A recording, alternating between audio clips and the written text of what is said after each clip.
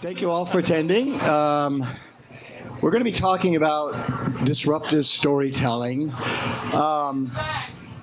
Storytelling, of course, has played a role in society since humanity, right? It's used to help communities go together, build together. It shapes culture. It preserves history. It inspires people. It brings communities together. And so, of course, it would make sense that marketers and communicating would take advantage of that too. But as we talk about disruptive storytelling, what does that mean? I mean, typically, if something is disruptive, it's on the surface sounds like it has a negative connotation, right? But it also doesn't always have to do that. Sometimes we're just challenging norms and making people think.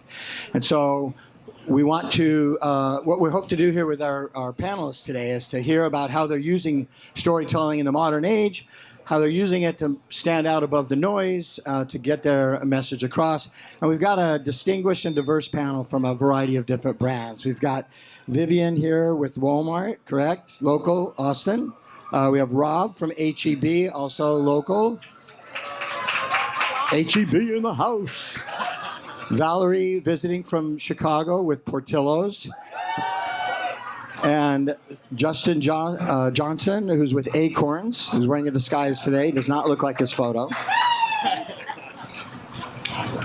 So I guess I'd want to just start with, words get bandied about in marketing more than anywhere. And when we hear the term authentic or immersive or these kinds of things, everybody kind of has their own definition.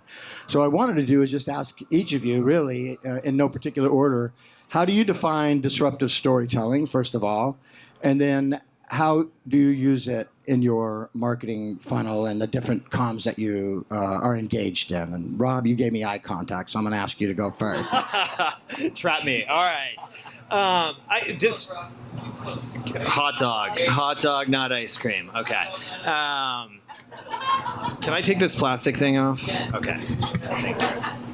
Just going to do that. All right. So disruptive storytelling to me is really all about creating a genuine connection. And that genuine connection, really, it can be emotive, it can be unexpected, but ultimately it is something that really only humans can achieve. And I think that's a big distinguishing factor for me when I think about where marketing is. It's science, right? And in a AI and data-driven world, it is really what distinguishes a company from standing out from the crowd, because you really have to know your audience and who they are, the communities you serve, to put it together. I would also add, and that's a great point, I'd also add, and I heard someone speaking about this yesterday, I think it might have been a lady, Natalie, I think her name was from Delta, but you have to know yourself too, right? Like, very true. What is your brand? Who are we? What do we stand for? So that communication, and the thing about storytelling is it has to be relatable. And so it's important that I know who you are and what you're saying, and you know who I am, so that does resonate, right? Vallory, how about you guys over at Portillo's? Yeah, so a lot of Portillo's fans are very passionate about Portillo's. If you guys know, are familiar with Portillo's, there's always a fan that has their Portillo's story. And I think for us, we lean on our loyal fans to help tell our story. So we recently had a husband and wife who they go on an anniversary trip every year, and they bring a piece of Portillo's merch with them on their anniversary trip. And they take a picture, whether they're like on a mountain or on the beach. It's the two of them with their Portillo's t-shirts on, or our little like pokey dogs. And we are truly like third wheeling their anniversary trip. And we didn't ask them to do this. And so I think those are the types of people that spread our brand stories for themselves. And it's really cool to see how close we are with them without even having to do anything on our end. Yeah, what I love about that story and about successful marketing really is a two-way street, right? No one wants to be yelled at, marketed to, interrupted, ads shoved in our face. But when there's a genuine, hopefully a brand's product or service is designed to serve their community and solve a problem or whatever that is. And so it's imperative that we know what those pain points are or those interests are, so that when we are communicating, it is authentic. How would a company like Acorns, that's about saving, how do you guys deploy or employ rather storytelling, as particularly disruptive storytelling in your marketing, Justin? I mean, I think it's I think it's a matter of just normalizing the conversation around money and how do you humanize that. Money impacts us in so many different ways, shapes, or forms. So when you think about personal finance, it's personal for a given reason of the fact that I can ask this room, what does money mean to you? And I'll probably get the individual unique answers of the total amount of people in this room. And so when we think about storytelling and disruptive storytelling and communicating at its core, we have to remind ourselves it is a science, to your point, because there's math behind it and there's guardrails of CAC and paying subscriber volume, things of those nature. But at its core, we're talking to people. And we cannot lose the human element that at the end of the day, money's a very emotional thing to many different people. And so when we think about what we represent and stand for, it's almost counterculture to what you're used to seeing and experiencing day in and day out in America, which is everyone's trying to get you to spend your money. We're trying to get you to save your money. And saving money is not cool to most people because you got to wait.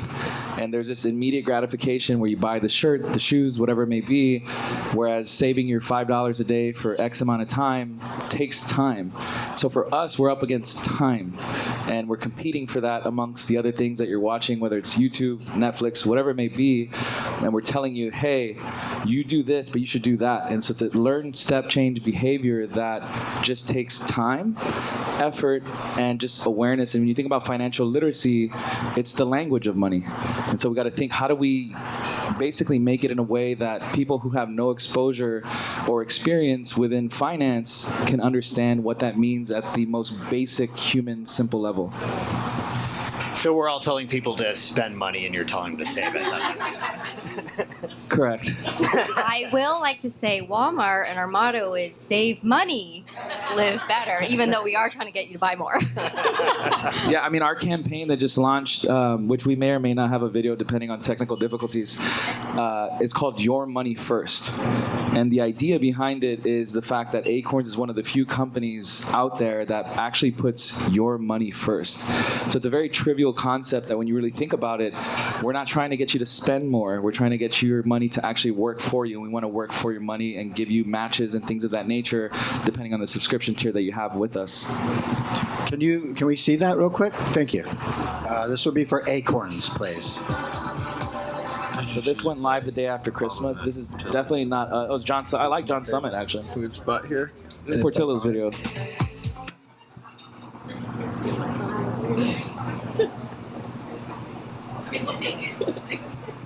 There's a lot.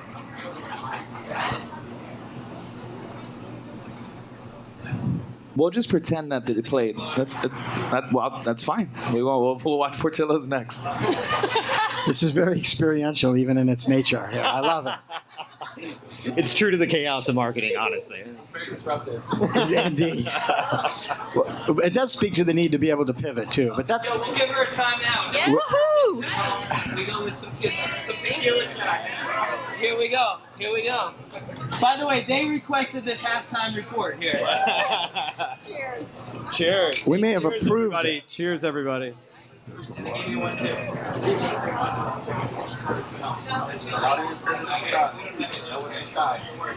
is not... This is a This big is shot. not a shot. an animal. All right, we're gonna. Marketing's about going big, you know? Indeed. But one of the elements of a good storytelling is it needs to be relatable. We talked about that, right? And in order to be relatable, it's important that each party know one another and are kind of hip to just the culture of the moments and so forth. Another thing it does is, in addition to informing and educating, it can also help people change perception. And I know you and I spoke briefly about that, Vivian.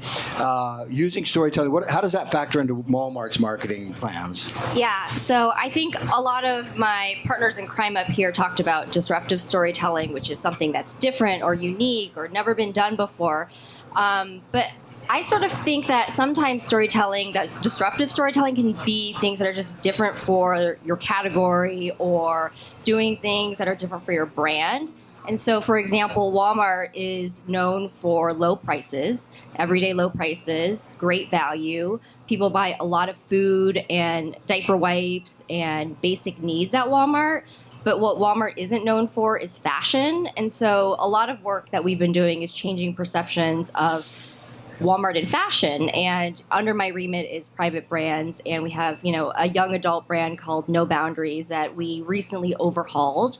And even though, we changed the logo, changed the identity, went out into the market, used Gen Z influencers. So even though we went out into the market in a way that was pretty typical for fashion, because it was Walmart and people don't think about Walmart for fashion, people really took notice. And because the prices were great, customers are really responding. So it's just a different way of thinking about changing perception. Doesn't necessarily have to be groundbreaking for all of marketing or the category, but it can be just something that's different for the brand that the brand hasn't done before, that's unexpected. Challenging the norm. It's another example of challenging the norm. When a lot of marketers talking about surprise and delight moments. Really, that's also a matter of sort of, there's an expectation and then there's like, oh, okay, I wasn't thinking about it that way. I didn't know that about you. And so this allows your message to kind of elevate above the noise of everything else.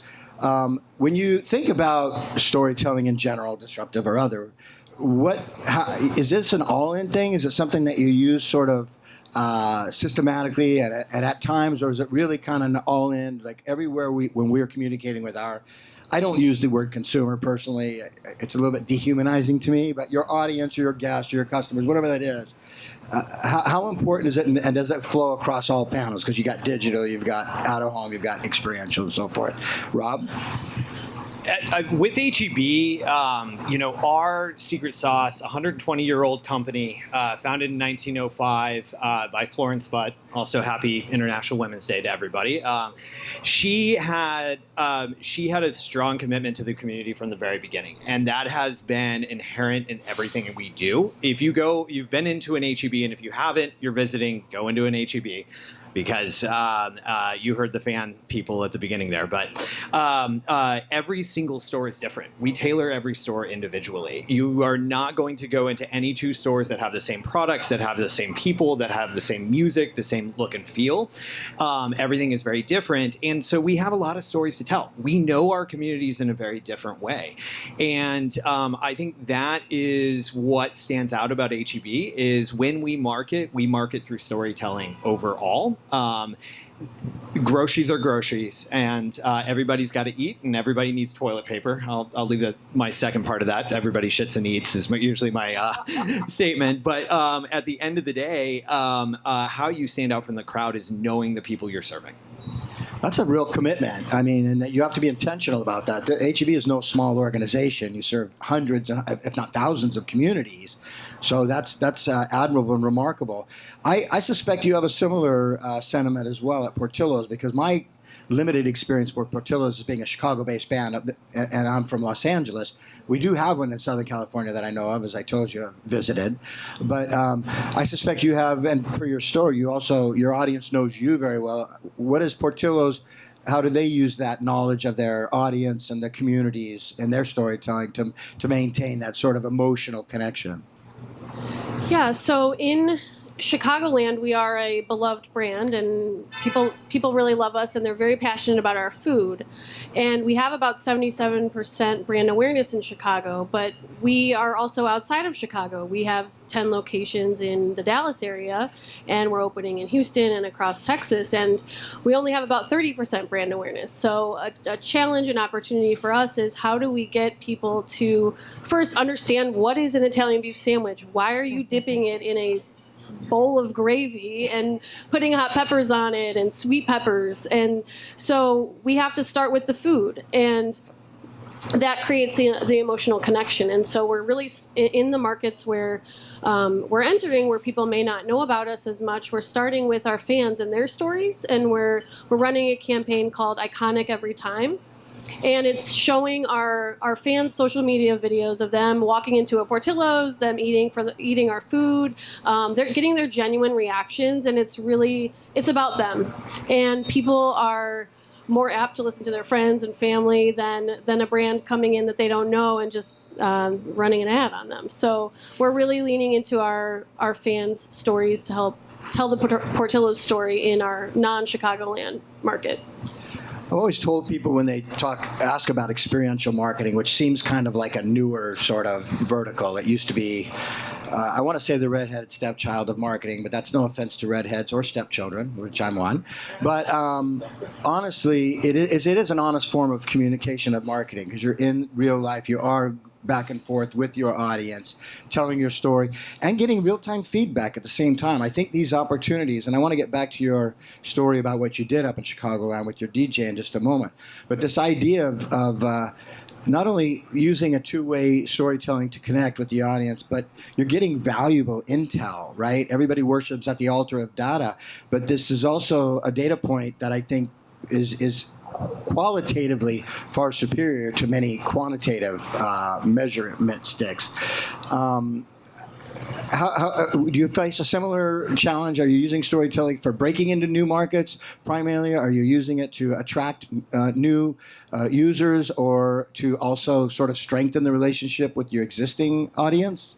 Yeah, I think for us, one of the key markets is Gen Z, so 18 to 24-year-olds. And for example, this semester, we're on 100 different college campuses across America with brand ambassadors for Acorns.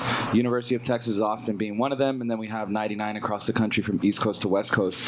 And the idea behind that was we want to meet these individuals where they're at. So we're actually physically meeting them on campuses across America to educate, inform, and empower what it means to be financially literate, what Acorns represents and stand for, and how can it help them as they think about their financial journey and where they can get started at age 18, and thinking through the behavioral changes and habits that they can create early on that they can carry forward with them through the remainder of their both college life and entering their professional life.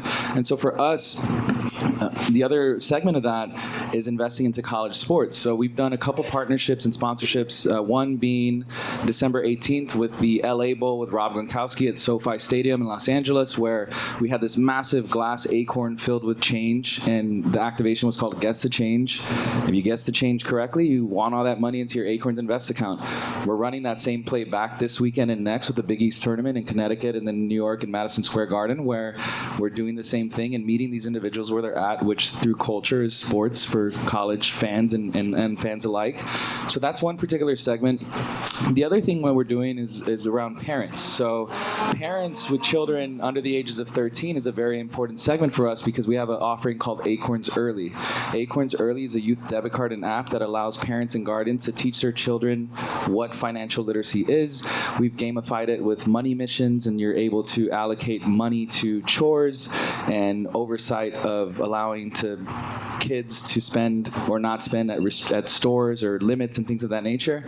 So for us, and the activation we're doing with that, we've invested to a soccer team in Chicago where we're going to really do a grassroots effort, IRL, where we meet the kids and the community and their family where they're at. And so for us, it's how do we continuously push that envelope to humanize money, meet these individuals where we're at. Because at the end of the day, like, your experience with money is very emotional, and our ethos of the brand is really representative of the fact that, like, we want you to understand that it is your money first, and how does that happen? How does it work? How does it activate? So we're going to meet these individuals where they're at and actually show face and do the things that are going to be positive for them as they think about their money journeys, which, again, everyone's is unique and individual. So we just want to be a part of that, a big player and supporter of that along the way.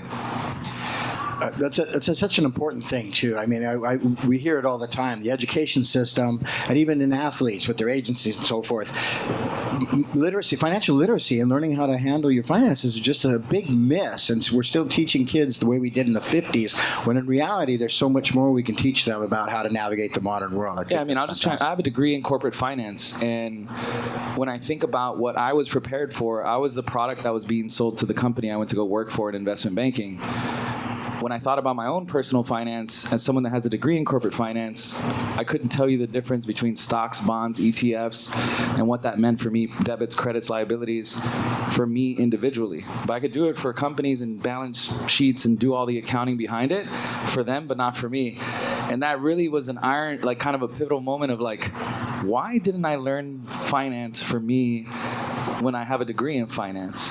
And this comes at any stage in life, you're never too old or too early to get started learning. But the irony for me was having that aha moment of like, I can tell you everything you need to know about corporate finance, but I can't tell you what I know about personal finance because it's very limited then. Now it's much more vast. But I mean, we could just do a live survey, and you can lie or not lie. It's up to you. Who knows what an ETF is? So we got half the room, so half of those probably lying. So we got like a quarter of the room that actually knows what an ETF. So I share that as a funny lying. joke. Always. I share that as a moment of like, it's not to poke fun at anybody. It's the reality is like we all have the opportunity to learn and enrich ourselves as it pertains to financial literacy. And I think it's just a very unique opportunity to understand that no matter where you're at in your financial journey, there's always opportunity for improvement. We, Plug, have that education at hand to dispose and share with everybody. So again, it's not to poke fun by any means, but it's just a moment to reflect on the fact that like, you're not alone at the end of the day. Yeah, and I know this is we're supposed to be talking about marketing and storytelling, but just building off your comment about financial literacy, I took a personal finance class in college. I still had no idea what to do afterwards and made no money after college. And it wasn't until I worked at Northwestern Mutual, like very early in my career, and I was doing the same thing where I was like building other people's portfolio that I finally started understanding what I had to do for myself. But it took me working somewhere that was like forcing me to learn. And a lot of people don't even have that opportunity. I wanted to ask the panel this. Being disruptive marketing of any kind, there's an element of risk involved. You want to be bold. This is how we're trying to stand out from the cacophony of all the other marketing. But how do you handle and try to avoid risks, but yet at the same time being bold, but at the same time not alienate your audience? What challenges are there in that regard? Or if you have a story you want to share in overcoming that? I'm seeing some puzzled looks. Maybe there is no answer. I don't know. I feel like this is a landmine question, Kelly. No. I've got a good one. I knew Rob would come through. My answer was to be like, what do you think? I've got way too much to say. We at HEB, I was challenged with determining how we were going to educate people on our commitment to sustainability. And obviously, Texas is a very diverse population in terms of beliefs and different peoples. And how do you go about growing awareness and educating on sustainability? I think sustainability is another thing.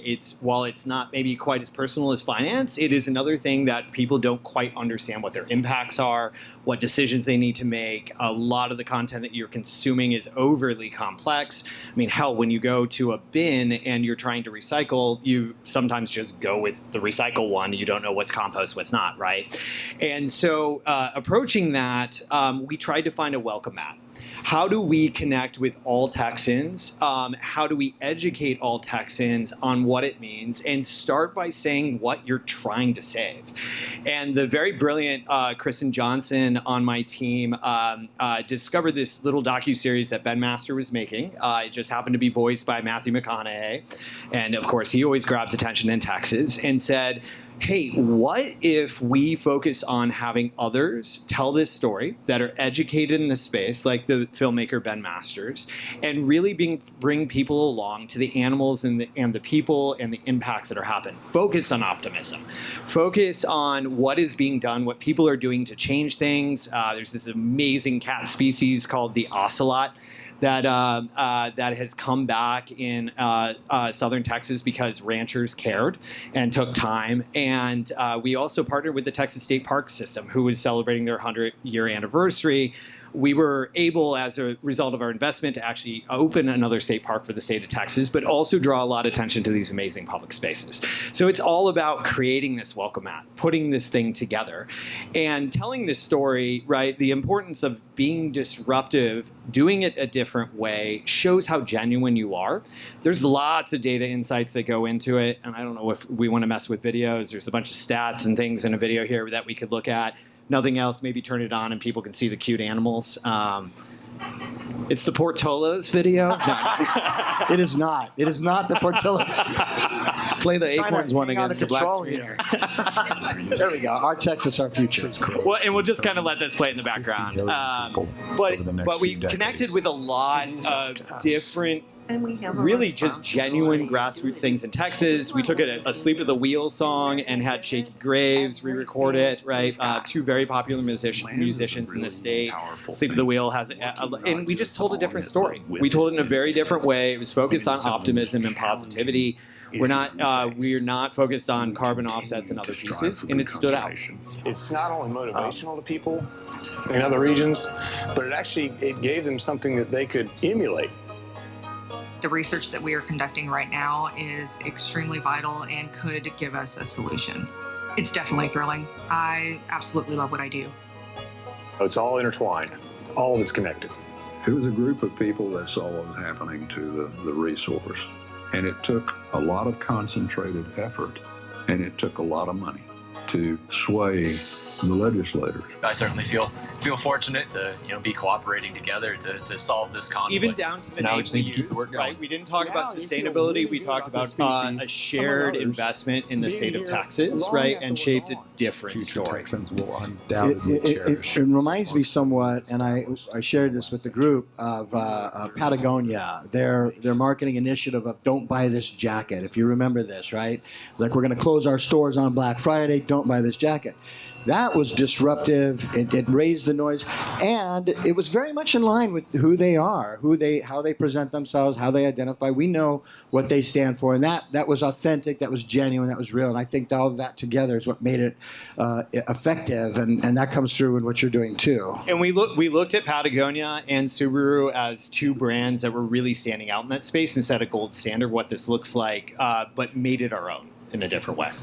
I think something we talk a lot about, I know this is about storytelling, but we talk a lot about story doing, which we think is a nice way to think about, because you can talk as much as you want. You can say as many things as you want as a brand, but are people really listening? Do they really care? Do they really believe you?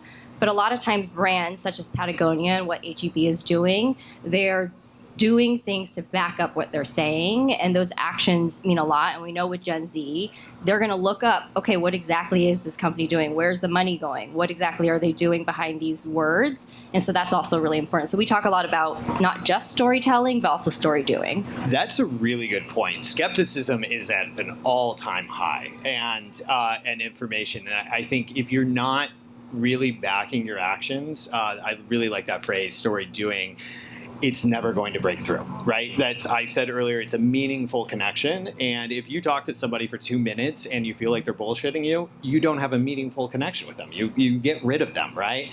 And I think it's the same thing for marketers in this space.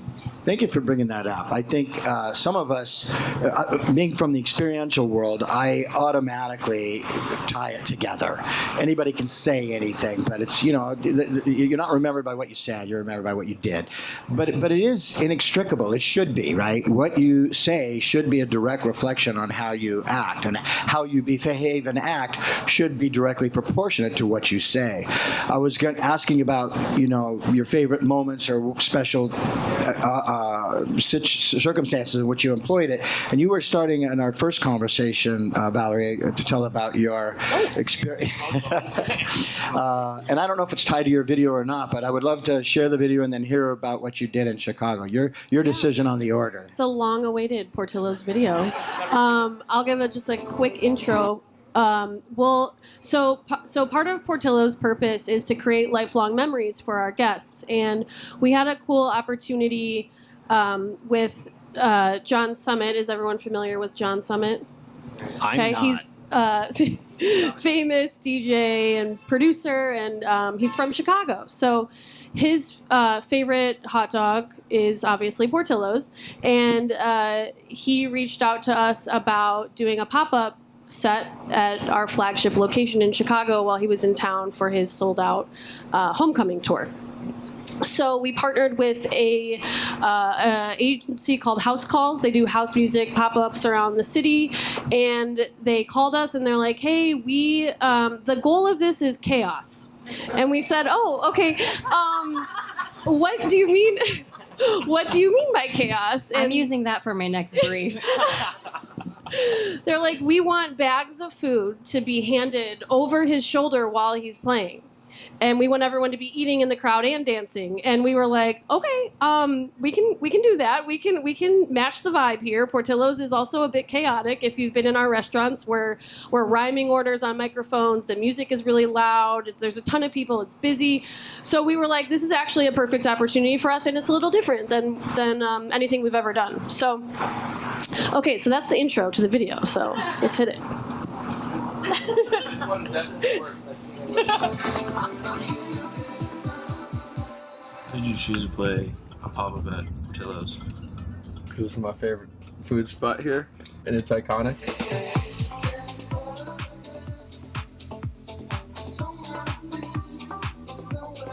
Last night Chicago's hottest club was at Portillo's. Tickets sold out within a minute. I think I just said that in an interview that Portillo's is my favorite spot, and then somehow we made it work, and it was still open while this was going on too.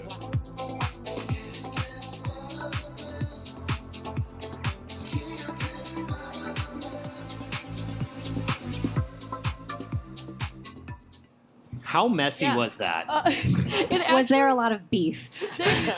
Yes, they all ate during and after the show. I think one of the coolest things about it was that our team members got really into it. They were dancing while they were making food. We actually kept the drive-thru open during the show. So it's very Portillo's of us to be like, nope, we're not shutting down. People can still go through the drive-thru and get their food. And people were like dancing in their cars, trying to peek into the window to get a glimpse of what was going on. So just tying it back to storytelling, you need everybody involved, and our team members were super involved, and they got really excited about it, which is what made it even better. Thank you for that. I wanted to do a little Q&A, but these guys wouldn't stop talking, and we don't have any more time. But please give it up for our panelists.